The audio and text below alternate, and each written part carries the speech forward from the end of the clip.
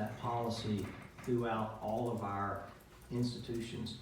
The one thing that you did not mention, which I think we need to address, and whether it's addressed on the front end, meaning prior to coming to the department, while they're with us or on the back end, is the issue of mental health. That's a significant policy discussion that I think that we need to look at with respect to the issues that the department faces. On the area of contraband, this in our judgment is a twofold discussion. One, it goes back to the staffing issue, to have enough staff to shore up our borders, our perimeter security, our entry points, and to do those searches and seizures that we need to do on a daily, routine basis to reduce the amount of contraband.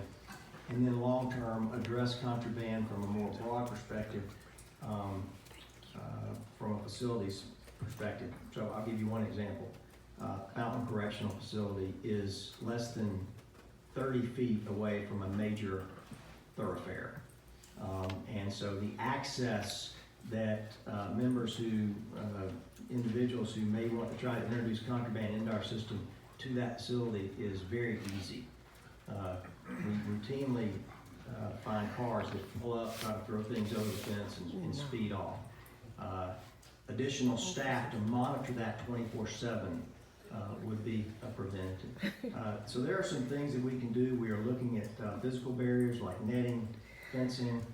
I am part of the National Cell Phone Task Force, in which we are working with the FCC to come up with some legislation that would allow correctional institutions to actually interdict cell phone signals at a much more cost-effective manner. So that's another issue that we're working on. So I just say all this to say this is a very it requires a very holistic approach.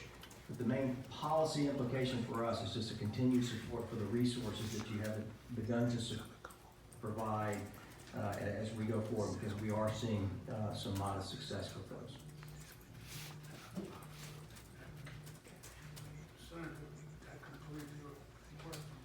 Yes, sir. Brandon. Thank you, Justice. Well, let me first of all make just a comment. I'm a fan of Commissioner Gunnels as I've followed him through his trials and tribulations after taking the crazy job that he accepted when he walked into to this. But I would say that it certainly appears that a great deal of work has been done that many people, the public and others, are completely unaware of as far as meeting the DOJ concerns. And I'm glad to hear it. I appreciate all of your staff that was here today, and I certainly appreciate Commissioner Dunn moving us in the right direction. And I'm glad that we are, as